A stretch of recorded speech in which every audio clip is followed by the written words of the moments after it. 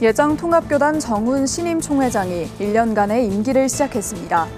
정 총회장은 용서를 최우선 기치로 내걸며 교회의 무너진 신뢰를 회복하고 공동체의 선한 힘을 북돋겠다고 밝혔습니다. 기독교 한국침례회가 제115차 총회를 열고 교단의 정체성과 방향을 다시 확인했습니다. 한국기독교장로회 제110회 총회가 23일부터 25일까지 살아계신 하나님 처음 사랑을 회복해 하소서란 주제로 개최됐습니다. 부산기독미술협회가 참 아름다워라 주님의 세계는이란 주제로 정기전을 개최했습니다. 전주시 기독교연합회가 전주 기독교 근대역사 박물관에서 시리아 전쟁 난민 평화센터 설립을 위한 기금 예배를 드렸습니다.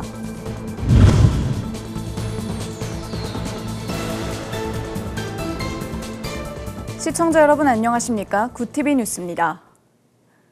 예장통합교단 정훈 신임 총회장이 1년간의 임기를 시작했습니다. 정 총회장은 용서를 최우선 기치로 내걸며 교회의 무너진 신뢰를 회복하고 공동체의 선한 힘을 북돋겠다고 밝혔습니다. 김태용 기자가 보도합니다. 대한예수교장로회 통합교단 제110회 정기총회, 통합총회 임원 선거는 순조롭게 흘러갔습니다. 총대들의 만장일치로 정훈 신임 총회장이 추대됐고 앞으로 1년간 교단을 이끌게 됐습니다. 정 총회장은 무엇보다 용서를 강조했습니다. 일제탄압과 조국 독립운동, 산업화와 민주화운동 등 민족의 중요한 전환점에서 교회는 민족의 중심에 있었지만 지금은 국민의 걱정거리가 됐다고 자평했습니다. 결국 현재 한국교회가 다시 일어서고 건강한 공동체가 되기 위해 가장 필요한 것은 용서라고 밝히며 교회가 먼저 관용하는 마음과 상대를 이해하는 자세를 가져야 한다고 강조했습니다. 어렵고 힘든 문제가 있더라도 서로의 의견을 존중하면서 더 나은 방안을 찾아볼 수 있을 것입니다. 서로의 이해들이 상충한다고 하여도 조금씩 양보해 나간다면 더 좋은 해결책이 반드시 나오리라 믿습니다. 용서라는 주제가 자칫 모호하거나 추상적이지 않느냐는 의견에는 하나님을 아버지로 하나님의 자녀로 살아가야 하는 우리에게 용서는 가장 중요한 것이라고 힘줘 말했습니다. 우리 목사 장로들이 앞장서서 서로 이해하고 용서하려고 노력할 때 이 작은 불씨 같은 시도지만 우리 교단에 그리고 한국 사회에 분명한 긍정적인 또 새로운 계기가 될 것을 확신하고 있습니다. 한편 관심을 모았던 통합총회 여성총대 할당제 법제화는 부결됐습니다. 총회 총대를 10명 이상 파송하는 노회는 여성 총대 1명 이상을 총대로 파송한다는 개정안을 다뤘지만 3분의 2 찬성 득표를 얻지 못했습니다. 이 밖에 총회 둘째 날에는 구TV 김명전 대표이사와 예장 백석 김동기 총회장, 기독교 대한감리회 김정석 감독회장 등이 참석해 통합교단의 새로운 출발을 응원했습니다. 교회의 무너진 신뢰를 회복하고 우리 공동체의 선한 힘을 북돋기 위해 용서를 자신의 임기 내 최우선 기치로 내건 정훈 총회장의 앞으로의 행보에 관심이 모이고 있습니다. 구TV 뉴스 김태우입니다. 기독교 한국침례회가 전라북도 전주에서 제115차 정기총회를 진행했습니다. 총회장 선출과 함께 교단 로고와 신앙고백서를 확정하며 교단의 정체성과 방향을 다시 확인했습니다. 전도헌 기자가 보도합니다. 기독교 한국침례회 제115차 정기총회가 22일부터 24일까지 전주 새소망교에서 열렸습니다. 일어나 함께 가자를 주제로 열린 이번 총회에는 대의원 1,581명이 참석해 교단 현안을 논의했습니다. 직전 총회에서 총회장 선출에 난항을 겪은 기침은 이번 총회에서 제1부총회장 추대 선출과 단독 후보 무투표 당선 조항을 상정했지만 모두 부결됐습니다. 선거 과정의 불안정성이 여전히 과제로 남게 된 것입니다. 이날 오후 회문은 선거관리위원회 문제로 지연됐습니다. 기존 선거관리위원회가 징계 시비로 절차상 정당성에 논란이 일자 회무가 중단됐습니다. 결국 여러 시간 논의 끝에 기존 선관위원 전원이 자진 사퇴하면서 총회장 선거가 진행됐습니다. 소리는 지르지 마시고 지금 정확하게 할 부분들을 해놓지 않으면은 나중에 여러 가지 우리가 지금 또 소용돌이 지금 빠질 수가 있기 때문에. 디딤돌교회 김선배 목사와 공도중앙교회 최인수 목사의 양자구도로 펼쳐진 총회장 선거는 두 차례 투표 끝에 2차 투표에서 561표를 얻은 최인수 목사가 신임 총회장으로 선출됐습니다. 최 신임 총회장은 이번 총회 최대 현안인 한국침례신학대 기관평가인증 유예 사태와 관련해 강한 해결 의지를 밝혔습니다. 또 우리 총회가 다시 새롭게 도약하는 그런 115차가 되도록 최선을 다할 것입니다. 제일 급한 것이 우리 한국침례신학대학교를 살리는 것입니다. 우리 총회가 적극 돕겠습니다. 이번 총회에서는 말씀의 돛과 믿음의 항해를 상징하는 새 교단 로고가 확정됐고 복음적 정체성을 분명히 한 한국침례교 신앙고백서도 채택됐습니다. 기독교 한국침례회는 이번 총회를 통해 임원 쇄신과 화합 그리고 교단 정상화를 향한 발걸음을 내디뎠습니다. 구티비 뉴스 전도원입니다. 글로벌 선교방송단 전철수 선교기자의 보도입니다. 한국기독교장로회 제110회 총회가 23일부터 25일까지 강원도 홍천 소노벨 비발디 파크에서 개최됐습니다. 총회장 박상규 목사는 살아계신 하나님, 처음 사랑을 회복해 하소서란 제목으로 말씀을 전하며 신앙의 본질을 회복하고 처음 사랑을 되찾는 교회가 되자고 강조했습니다. 이후 진행된 선거에서는 목사 부총회장이던 이종하 목사가 총회장으로 자동 추대됐으며 목사 부총회장에는 김종희 목사, 장로 부총회장에 문형률 장로가 단독 출마해 선거 없이 만장일치로 선출됐습니다. 이종하 신임 총회장은 시대적인 사명을 갖고 에베소 교회처럼 처음 사랑을 회복하는 부르심에 응답하는 총회장이 되도록 노력하겠다고 각오를 전했습니다. 부산 금년산 지하철 역사 안에 작은 갤러리가 마련돼 있습니다. 이곳에서 기독교적 세계관을 담은 특별한 전시가 열리고 있는데요. 일상의 공간에서 하나님의 창조 세계를 만날 수 있는 자리, 부울경본부 신승준 기자가 취재했습니다.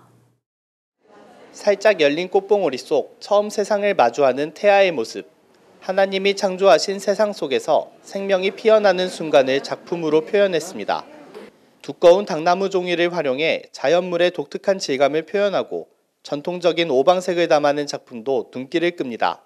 지난 23일부터 시작된 부산 기독미술협회 제24회 정기전 참 아름다워라 주님의 세계는 이라는 주제로 50여 명의 기독미술 작가들이 참여했습니다. 작가들은 서양화와 서예, 콜라주 기법 등 각자의 은사에 따라 하나님의 창조 세계를 그려냈습니다. 정말 하나님께서 아름다운 이 세계를 만드셨고 그 만드신 그 창조의 솜씨를 우리 작가들이 나름대로 표현을 해보고자 주제를 잡았습니다. 이 작품들이 복음을 전하는 큰 계기가 될 수 있도록 주님께서 은혜 주시기를 간절히 원합니다. 전시장은 감사 예배로 문을 열었고 관람객들은 자유롭게 작가들과 소통하며 작품을 감상했습니다. 특히 이번 전시는 부산 금년산 지하철 역사 내 갤러리에서 열려 지나던 시민들의 발걸음까지 붙잡았습니다. 미술에 조금 관심이 있어서 지금도 보면은 그림은 진짜 잘 나왔고 그리고 뭐 어떤 감성이 있는 걸로 보였으니까 그렇게 들어오게 됐습니다. 종교가 아무것도 없고 해서 이런 미술관이 지나가다 있길래 여기는 또 어떤 곳인가 궁금해서 오셔서 한 번씩 구경해 보시는 것도 좋다고 생각합니다. 하나님의 창조 세계를 예술로 풀어낸 이번 정기전은 오는 28일까지 진행되며 무료로 관람할 수 있습니다. 구티비 뉴스 신승준입니다. 구티비 호남 전북본부에서 보내온 소식입니다. 전주시 기독교연합회가 전주 기독교 근대역사 박물관에서 시리아 전쟁 난민 평화센터 설립을 위한 기금 예배를 드렸습니다. 선교 보고에 나선 레바논 올리브 쿠르드 교회 서주향 선교사는 많은 분들의 기도와 관심 덕분에 사역이 지속될 수 있었다며 감사 인사를 전했습니다. 송시웅 전주시 기독교연합회장은 설교를 전하며 하나님의 뜻에 순종하는 삶을 살아야 한다고 말했습니다. 레바논에서 현지 사역을 감당하신 우리 선교사님을 위해 기도해 주신 분들께 감사드리고 이 사역은 마칠 때까지 마쳤다라고 말할 수 없습니다. 쉬지 마시고 응원해 주시면 감사하겠습니다.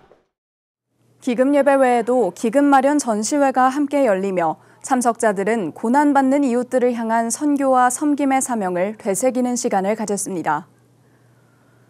올해로 23년째 에너지 빈곤층에게 연탄을 전달해온 서울연탄은행이 2025 연탄 나눔을 시작합니다. 연탄은행은 오는 27일 오전 10시 서울 서대문구 홍제 3동 개미마을에서 전국 500만 장 연탄 나눔 재개식을 개최합니다. 연탄은행 정혜리 홍보대사를 비롯해 전국에서 모인 자원봉사자 130여 명이 사랑의 연탄 4,000장과 난방유 600리터, 추석맞이 행복나눔 키트를 전달할 예정입니다.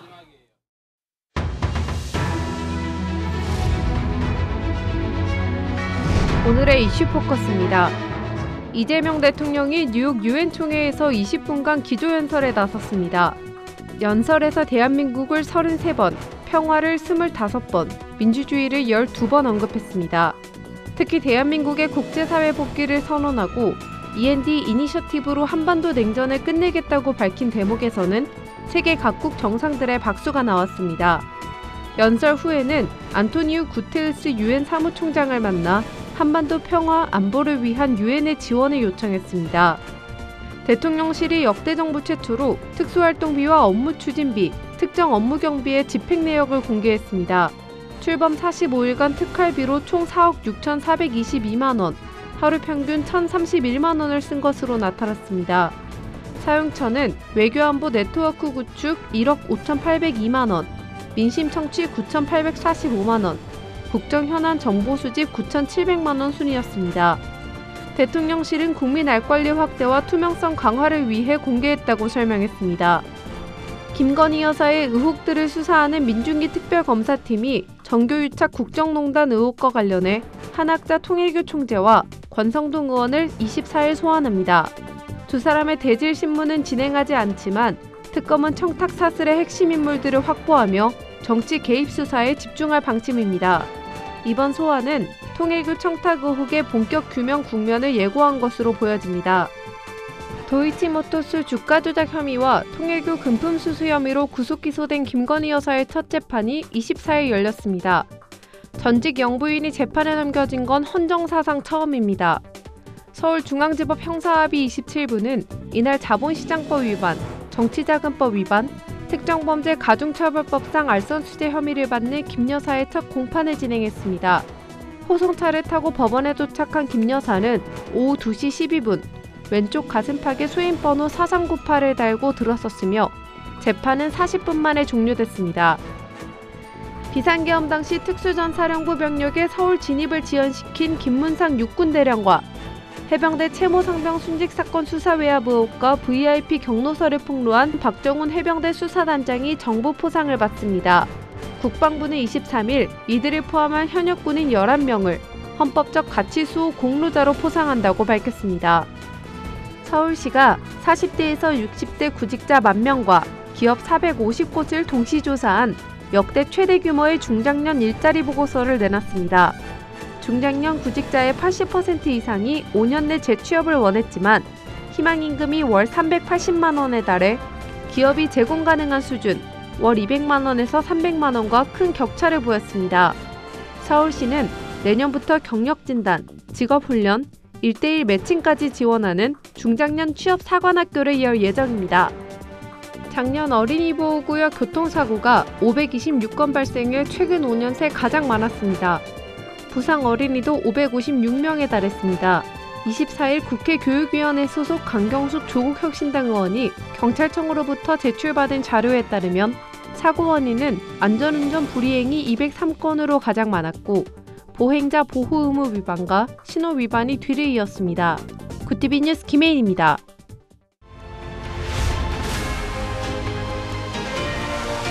굿티비 월드와이드입니다. 도널드 트럼프 미국 대통령이 제80차 유엔 총회에서 유엔을 강하게 비판했습니다. 트럼프는 일반 토의 연설에서 유엔이 국제 분쟁을 끝내는데 제 역할을 못하고 있다며 유엔이 하는 일은 강경한 어조의 편지를 보내는 것뿐인데 공허한 말뿐이라고 말했습니다. 유엔을 향한 이 같은 공격은 강대국 간 대치와 미국의 지원금 중단으로 유엔 체제가 전례 없는 위기를 겪고 있는 상황에서 나왔습니다. 세계보건기구가 진통제 타이레놀 복용 시 자폐아 위험이 높아진다고 발언한 도널드 트럼프 미국 대통령의 발언에 대해 근거가 없는 이야기라며 반박했습니다. 타릭 야사레비치 세계보건기구 대변인은 언론 브리핑에서 관련 연구 결과가 후속 연구에서 확인되지 않았다며 성급한 결론을 내리는데 주의해야 한다고 말했습니다. 유럽의약품청 또한 연관성이 발견되지 않았다며 임신 중 최소 유효 용량으로 필요시 복용할 수 있다고 반박했습니다. 블라디미르 푸틴 러시아 대통령이 신전략무기 감축 조약 뉴스타트를 1년 연장할 용의가 있다고 밝혔습니다.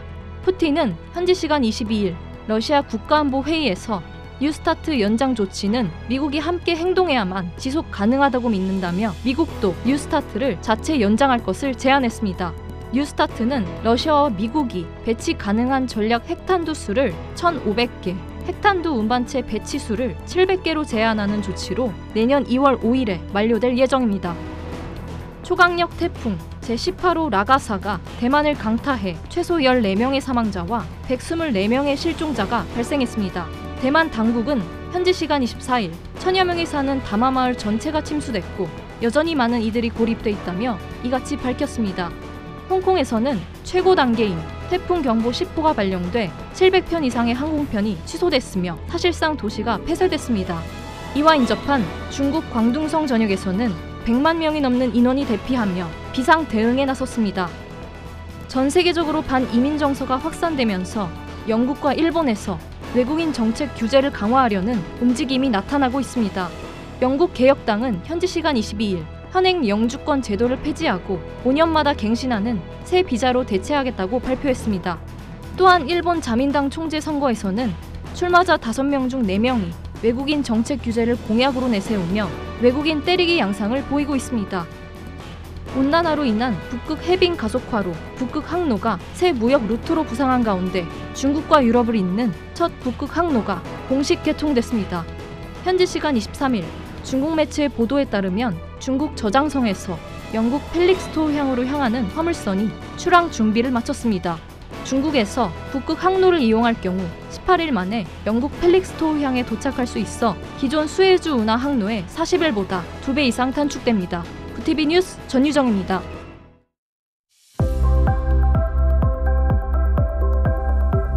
가을비가 내리며 날이 부쩍 쌀쌀해졌습니다. 내일 서울의 아침 기온은 21도에서 출발하겠고 낮 기온은 27도로 오늘과 비슷하겠는데요. 이번 비는 내일 오후면 대부분 그치겠고 다가오는 주말 전국에 또 한 차례 비가 내릴 전망입니다. 이어서 전국 날씨입니다. 내일 한낮 최고 기온은 서울 27도, 강릉 29도가 예상됩니다. 남부지방의 경우 대구 28도, 광주 27도, 부산은 29도를 보이겠습니다. 날씨였습니다. 한국 주요 교단 총회는 신학적 정체성을 재확인하고 미래지향적 결단을 내리며 교회의 방향을 새롭게 세우는 장이 되고 있습니다.